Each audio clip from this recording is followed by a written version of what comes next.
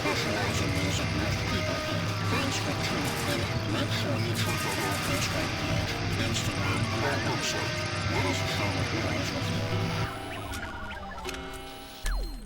Yo, this is John from Noise Dosage Media, and this episode is brought to you by Begrudgingly Benny.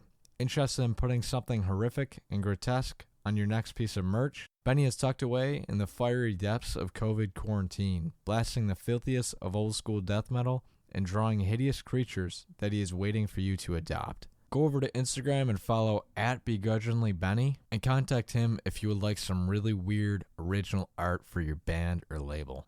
Super professional, highly recommended. So, it's a pretty simple story. I just quite simply just reached out. She hadn't done actually a lot of album art, so it doesn't look like, I don't know. There's a lot of bands now that are going through like the same people.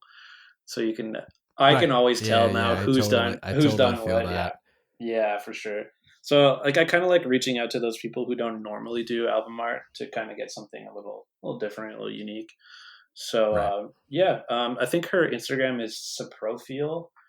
But yeah, she's so good. So I had to get her to do something for me, and it turned out like unreal. I think that might be one of my favorites out of the artworks that I've done. Yeah, the thing with that, I don't know. Like when I saw that cover, you like initially, I don't know. For me, I was like, dude, that's amazing. I'm clicking on it, and off of that question is like, you know, I was on a YouTube channel today and I was like, damn, dude, I really base my music taste off of the art. And I wanted to see your opinion on that. Like, do you feel... A lot of people do. Yeah. Do you feel like that is almost as important as the music itself nowadays? Well, like from a marketing perspective, I think it definitely is. I mean, if you want to get people to click on your music, it's got to be appealing like right away. Like I think it's probably more important now because of how saturated the market is and how many people are making music in the world. It's just so hard to break out. Like you really need something that's going to grasp people like instantly. And I don't know if that's probably a little bit less true of genres like atmospheric black metal, because those people like click on anything and listen to it all the way through and then decide that they don't like it. But I mean, most consumers in an era of like having everything at your disposal like very quickly and having like no patience for anything, like album art needs to grab you. Yeah. It was crazy, man. Because I recently got in that mode where I was like, dude, I need to listen to new stuff, and that was the first thing that went to mind. Dude, who's got the best art? Yeah. And I don't blame anyone who does that, because I've definitely done it. Like, I don't necessarily base like what I'm going to click on the artwork, but if I see something that's like undeniably sick looking, I'm going to click on it right away. Sure. You know, in the comments, it made a good point. They're like, usually the people that spend the $600 on album art, you know, the music matches up with it. You know what I mean? They spend a lot of time. They're going to spend a lot of money on the art. For sure, yeah. Yeah, I mean, like, and tons of people aren't willing to spend that money on the artwork. And I mean, like, exactly. my roommate is a graphic designer, and like he has to deal with so much of that shit. And he doesn't charge like a lot because he doesn't paint shit and draw shit. He's just a graphic designer. So it's like, you know, it's going to cost you like $200 or something. Like some of the artworks that I paid for were like $400, $500, $600. So you have? Yeah. I've paid that much money for artwork. It's worth it though. Yeah, so it really is. Off of that topic of Stars Wept The Sea, that album art, did you get this before or after? Did this have like any effect on the sound of the album? I'm trying to think back. I definitely think it did, because as I recall, I only had a few rough demos and the title when I reached out to her. Mm-hmm. So I think it definitely did influence the sound a little bit. And sweet. I think I've kind of always tried to do that. You know, I come up with the title usually pretty early on, and I have some sort of concept in mind.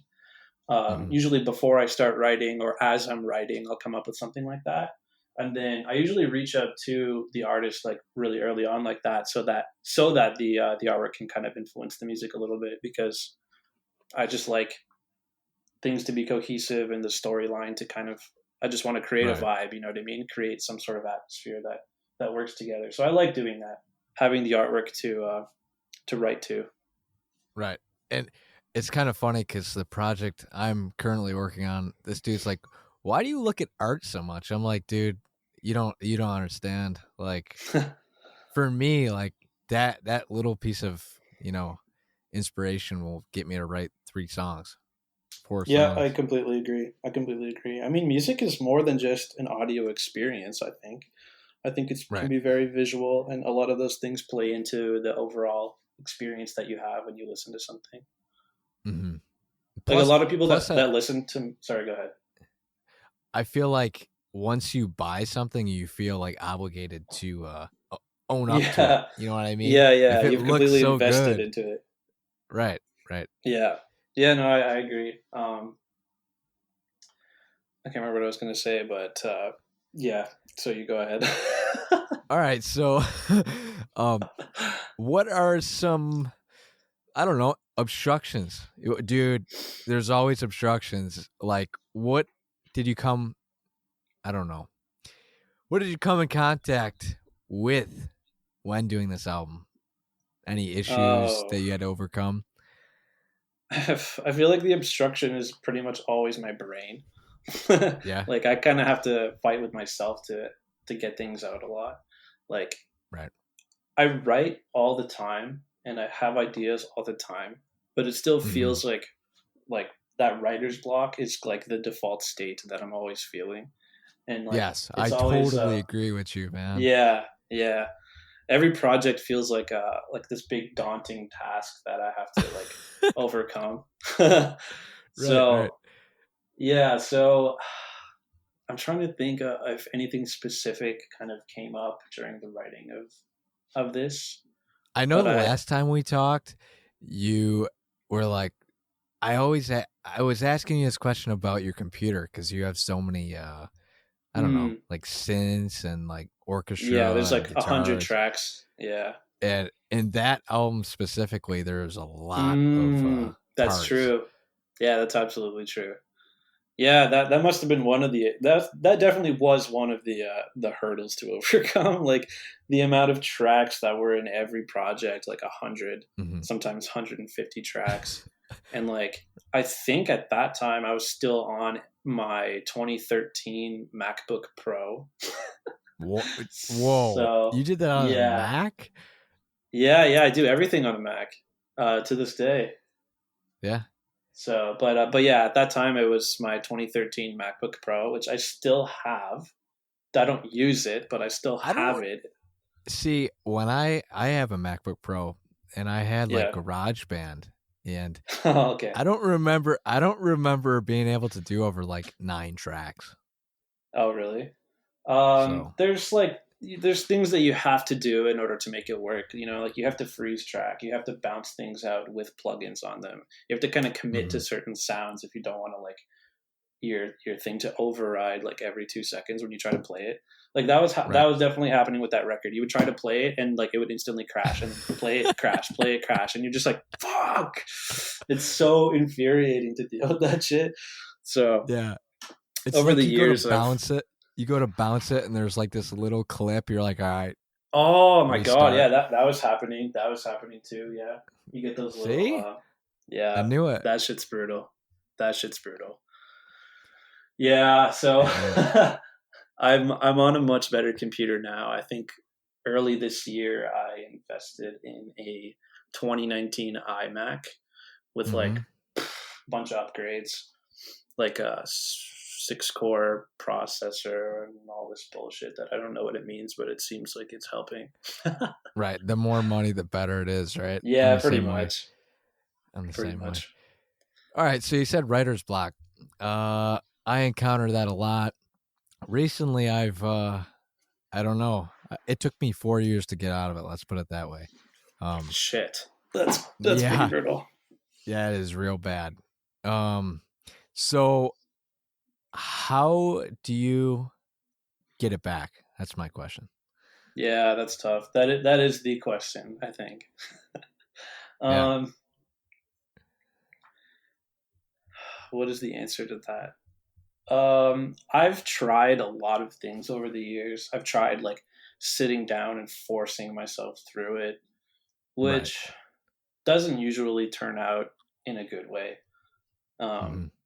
But it can work. I mean, it has. I'm sure there's a lot of music that I've written that has come out of just me like slapping myself in the face, being like, just write something, Just do write it, do it. something. Yeah. Yeah, Yeah. for sure. But I mean, like, I feel like I'm risking like writing disingenuous music by doing that because it Mm-hmm. technically is like uninspired music. You know, there's nothing Right. that made me want to actually write that. I just kind of sat there and like messed around on piano roll or yeah, you know, just messed around on Yeah. guitar. And messing around on guitar definitely works for me because that's my first instrument, it's my main thing, and it's what I'm Right. most comfortable writing on. So that's number one for me. It's just like messing around on the guitar and trying to come up with something. Without a But computer in front of you. yeah, Right. yeah, yeah. Literally just like turn your phone off or put it away and just kind of sit there and try and immerse yourself in it. Mm-hmm. That helps. Um, Time off definitely helps. I mean, you said it took you 4 years to get out of something. I've never, I've never Yeah. tried Yeah. taking Yeah. that much time off writing. Well, yeah, 4 years. Let me put it this way. I wrote some like not very good music within those 4 years. You know what I mean? I Yeah. Okay. feel like now I'm more proud of what I'm doing. Do you know what I mean? Yeah, So that's definitely fair. Yeah. I mean, it feels more like something that you were compelled to make more so right, than shit that you just threw together when you didn't want to. exactly.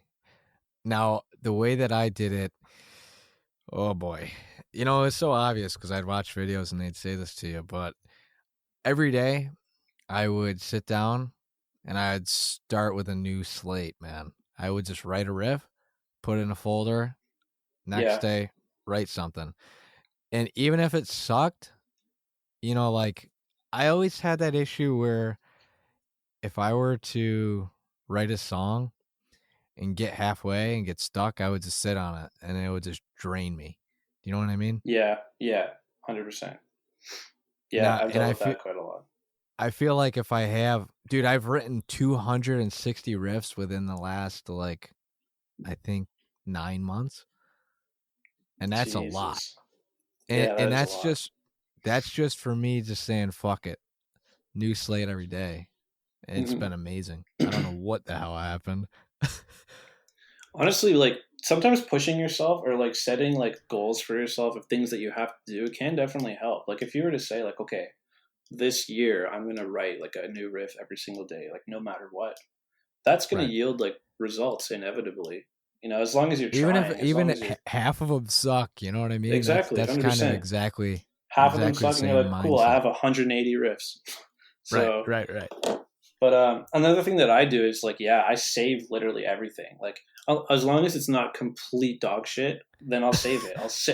I'll save Right. every little thing that I do, even if I don't really feel like inspired when I listen back to it. I'll be like, oh, this isn't that cool, but like, I'll save this, and Mm-hmm. maybe I'll come back to it, and maybe it'll like spark some inspiration. So, like, Right. half the songs that I write in general are things that I've gone back to because it's just a little riff or a little part that I wrote like 1 to 9 years ago, like somewhere in that period. I'll just go back and click on shit and be like, oh, that's cool. Maybe we can make something out of this.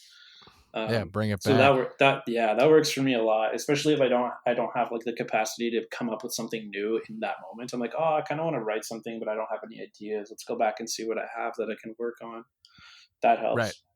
That does it Now, for me. was Stars Wept the Sea one of those albums where you had a lot of material come back, or That album has one of the oldest songs I've ever written in my yeah? life. Like Which that, one? there's a whole song on there called Empyrean. It's just like this Mm-hmm. piano interlude thing with a little bit of Yep. orchestra. That shit is so old. Like It's that new came to out in us. 20. Yeah, no, That's it all that is, I matters. guess. Well, it's funny because at the time, like when I did write it, I was trying to do this whole like composer YouTube channel thing. There's like all these guys, like Adrian von Ziegler is one of the biggest ones, but they have like just these little composition channels where they just upload like a fucking new age song every like week or whatever. So I was writing stuff like that, and that's what I wanted to do. So technically, that song is on the internet on like a shitty channel in like a way shittier. Surprised like, somebody didn't steal it. Yeah, it's possible. Somebody might have. So, but yeah, that song is super old. That's one of the ones that I was like, this kind of fits the vibe of this. This kind of fits the vibe of what I want to put here, like in between these two songs. So I just like listened back to it and recreated it. Like I didn't use any of the original files or anything because I don't have that shit. I made it on like some DAW, some digital audio workstation that came with a keyboard. So it was super limited. You couldn't even download plugins. Yeah, so it was all made with these like stock plugins, and it sounded awful. But the idea was there, so I just kept the idea. Just went yeah. Now, I got two small little things here. What did you learn throughout this process yourself and about yourself, and what was like your orchestration influences during this album? What did I learn about myself? Was the first part of that? Yep. I don't know. I feel like like where were you currently? Yeah. Like in your life? Well, at that time, my previous band had like just disbanded, I guess, the year before. So this was like, this was the first record I'd made like fully on my own. Like I don't have any other projects going. So I was able to kind of like put 100% of my focus into it. You know what I mean? Like this was always a side project in my brain because I wanted to pursue like the touring band thing as a career. Like that was kind of the idea growing up. So at this point, and now you're like, okay, fuck that. Yeah, I was like, well, it's so hard to do that nowadays, man. It's so hard. And I don't mean just because of like COVID. I totally agree. Yeah. But yeah, it's just impossible. I mean, like you have 5 guys. First of all, everybody has different opinions, so you have like this so much clashing and shit. There's so much clashing. Like any money that you make has to be split 5 ways, or you put it back into the band, which is what any of my bands always did. It's usually just food.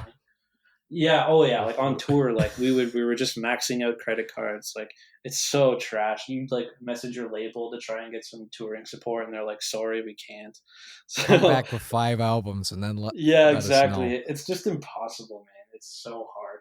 So this is definitely like much more viable option for me.